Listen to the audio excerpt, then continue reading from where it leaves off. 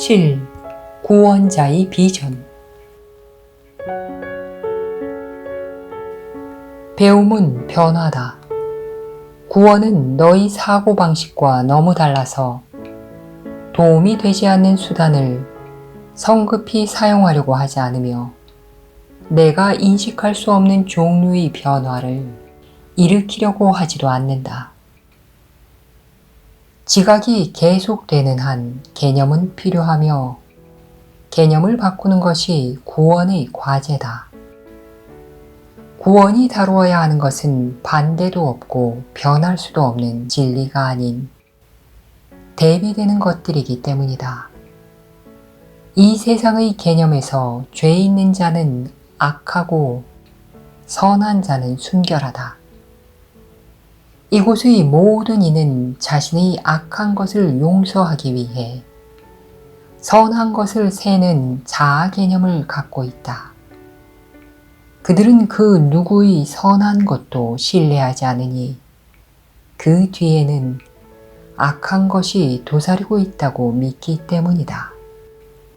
이 개념은 배반을 강조하며 따라서 신뢰가 불가능해진다.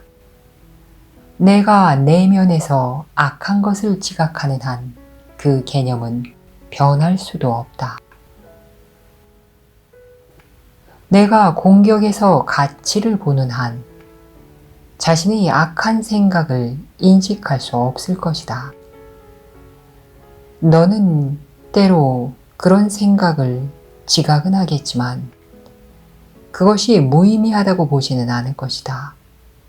따라서 그 생각은 내용을 계속 감춘 채 무시무시한 형식으로 나타나서 너 자신에 대한 안쓰러운 개념을 뒤흔들고는 또 다른 범죄로 먹칠할 것이다. 너는 너 자신에 대해 너무나 혼동하고 있기에 자신에게 순결을 부여할 수 없다. 그러나 내가 단 한 명의 형제라도 온전히 용서받을 자격이 있다고 본다면 너 자신에 대한 개념은 완전히 달라진다.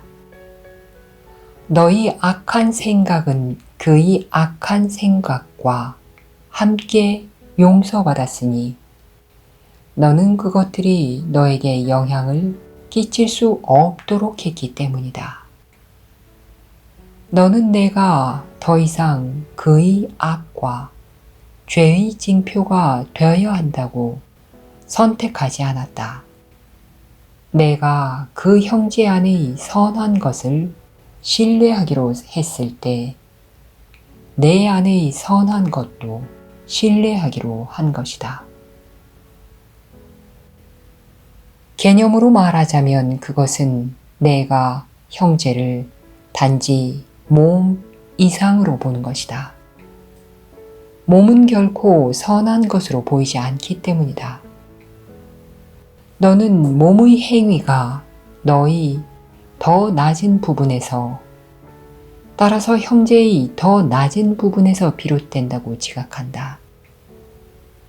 형제 안의 선한 것에 초점을 둠으로써 몸은 너의 시야에서 지속성이 점점 떨어지다가 마침내 선한 것 주위를 맴도는 그림자에 불과하다고 보일 것이다.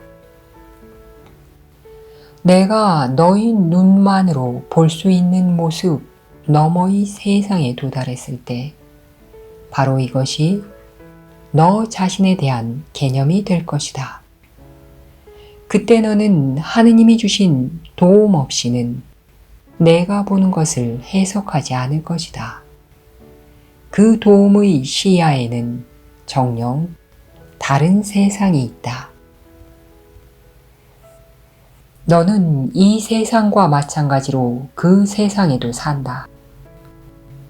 두 세상은 모두 너 자신에 대한 개념들로서 맞바꿀 수는 있어도 함께 가질 수는 없다. 그 대비는 내가 생각하는 것보다 훨씬 더 크다. 너 자신에 대한 이러한 개념은 너 혼자만을 위해 만들어진 것이 아니기에 너는 그 개념을 사랑할 것이기 때문이다. 그 개념은 너 자신이라고 지각되지 않는 어떤 형제에게 주는 선물로 태어나서 너에게 주어졌다. 그 형제는 내가 베푼 용서를 이제 너희 둘 모두를 위해 받아들였기 때문이다. 너와 함께 걷는 그 형제에게 믿음을 가져라. 그러면 너 자신에 대한 무시무시한 개념이 바뀔 것이다. 형제 안의 선한 것을 바라보라. 그럼으로써 너는 자신의 악한 생각들 때문에 두려움에 떨지 않게 될 것이다. 그 생각들은 더 이상 형제를 보는 너의 시야를 흐리지 않기 때문이다. 이 모든 변화를 위해 필요한 것은 단지 이런 행복한 변화가 일어나게 하겠다는 너의 용의 뿐이다.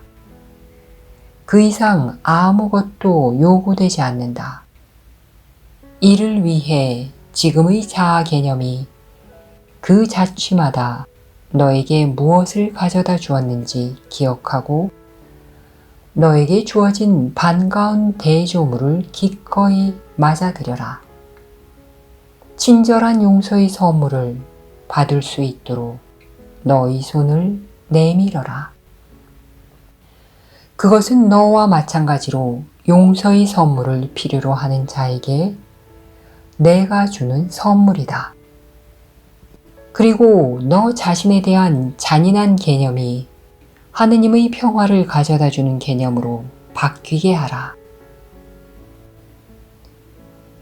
지금의 너의 자아 개념은 내가 이곳에서 너의 기능을 영원히 성취하지도 완수하지도 못하게 보장할 것이다.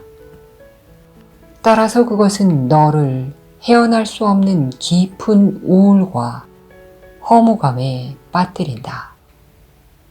하지만 내가 그 개념을 변화의 가망 없이 붙잡고 있으면서 마음에 꿈쩍도 하지 못하게 숨겨두기로 선택하지 않는 한 그 개념을 고칠 필요는 없다.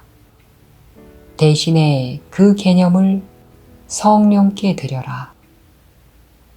내가 너에게 주어진 기능을 이행하여 평화를 얻고 그럼으로써 다른 이에게 평화를 선사하여 평화를 너 자신의 것으로 가질 수 있도록 도움을 받으려면 그 개념에 어떤 변화를 도입해야 한다. 성령은 그 변화가 무엇인지 이해한다. 그에 대한 대안들은 내가 사용할 수 있도록 너의 마음 안에 있다.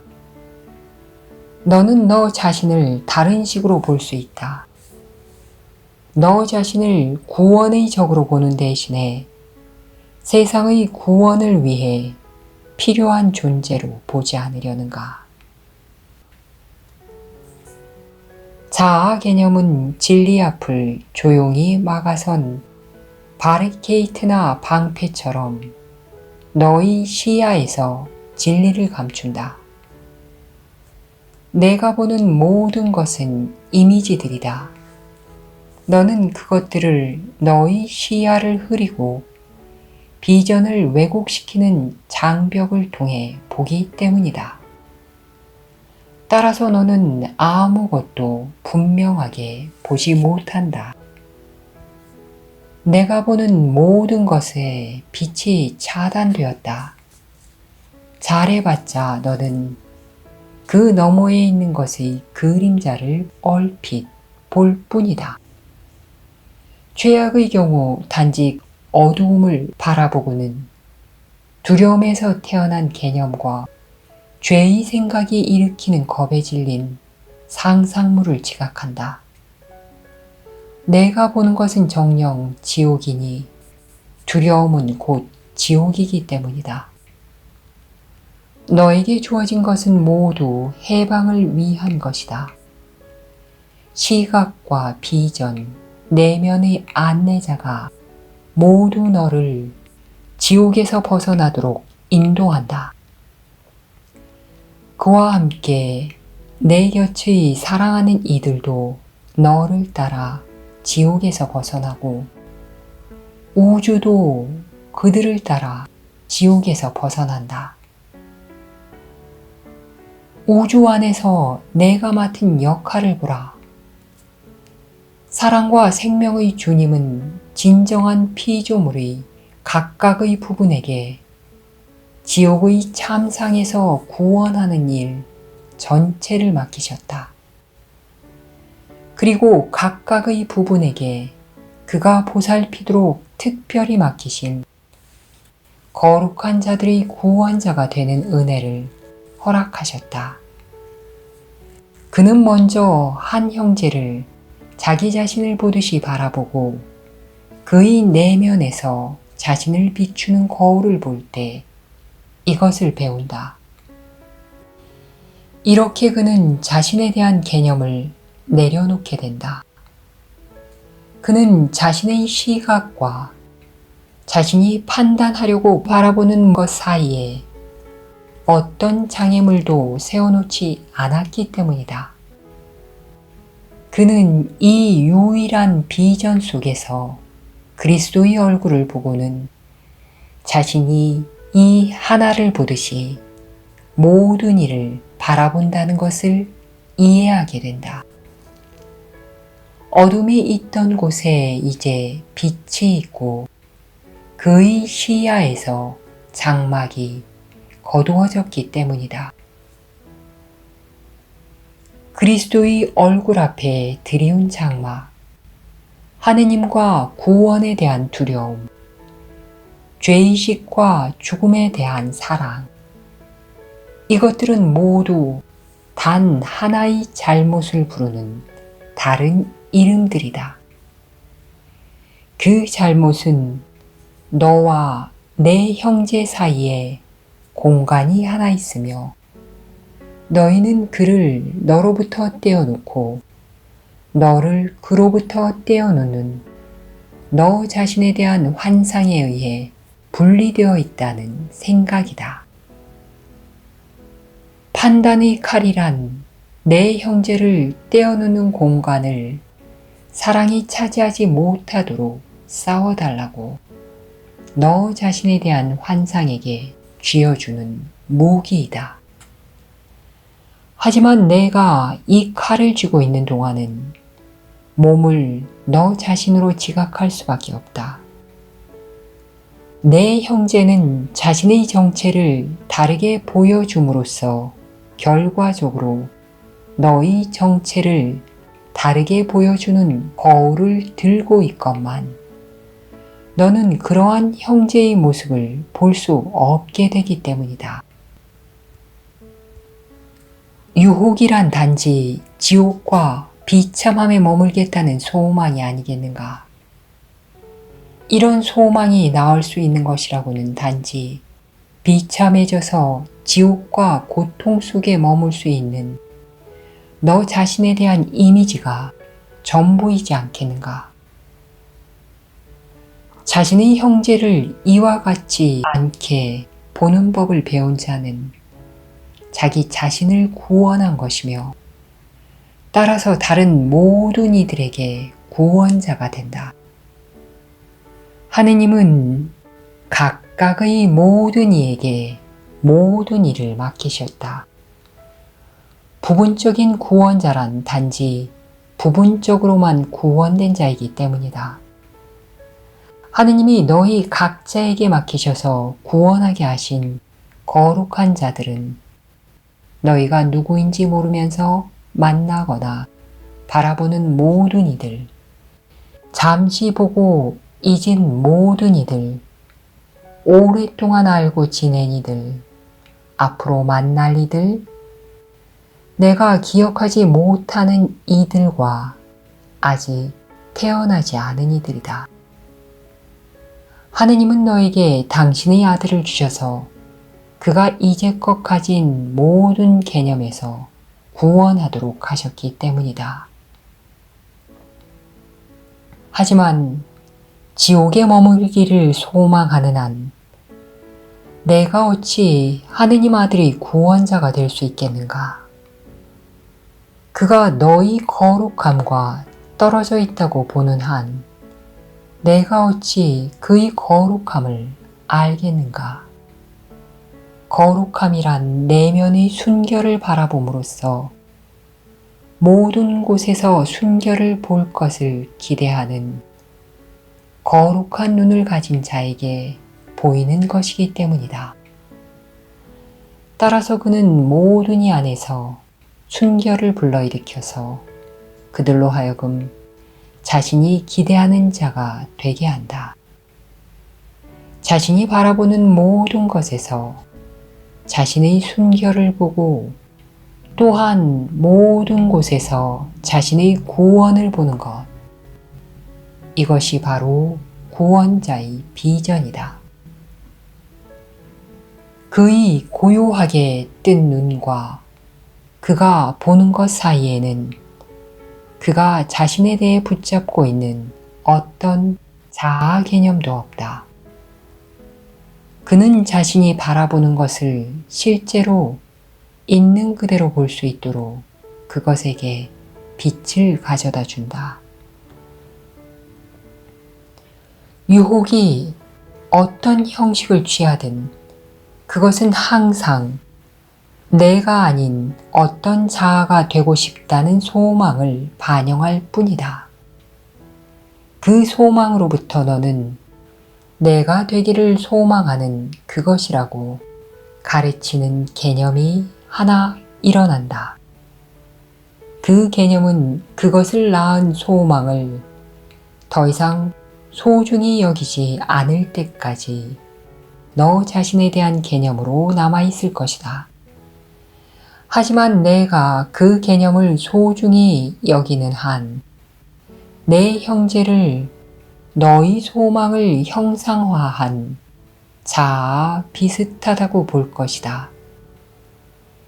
비전은 창조할 힘이 없기에 어떤 소망을 나타낼 수밖에 없기 때문이다.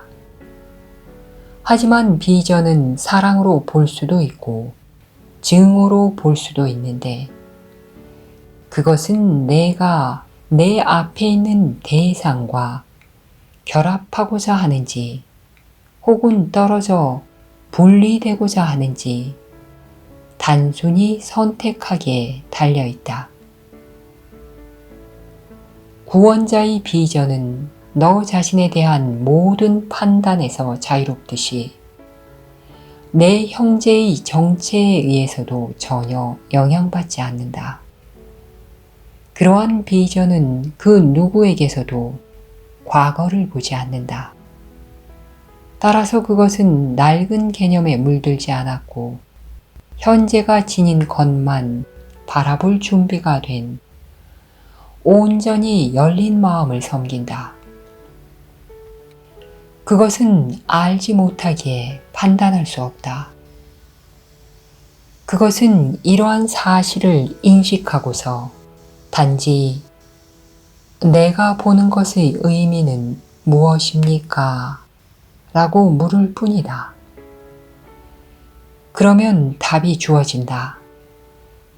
그리고 문이 열려서 내면의 그리스도의 비전에 맞서 너무도 오랫동안 소중히 지녀온 낡은 아이디어와 묵은 개념의 장막 너머를 보게 해달라고 순결하게 요청하는 자를 그리스도의 얼굴이 비춰줄 수 있게 된다.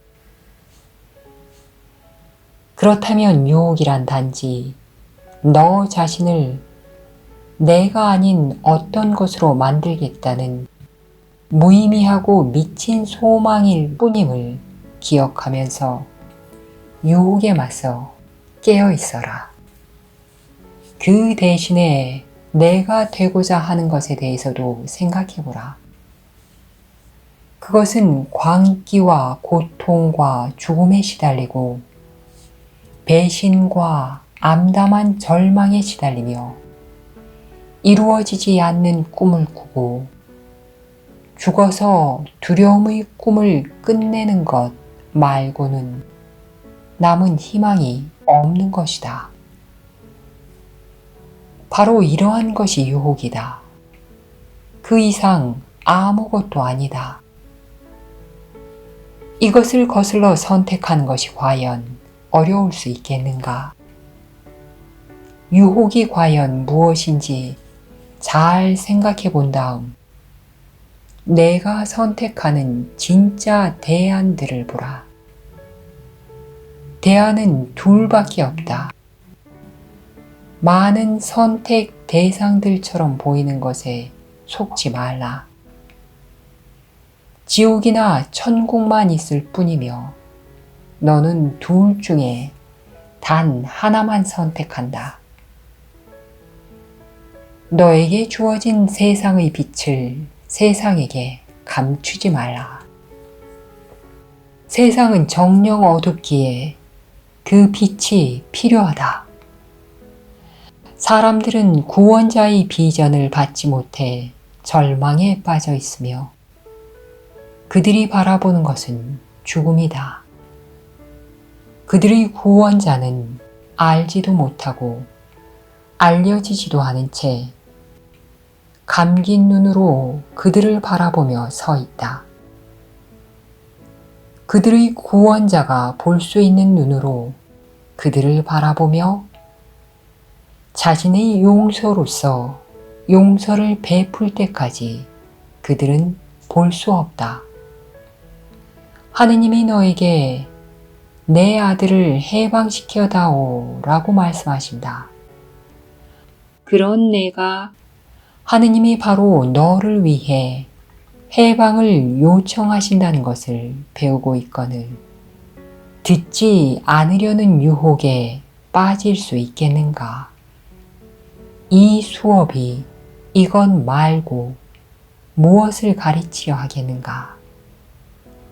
이것 말고 내가 배울 것이 무엇이 있겠는가?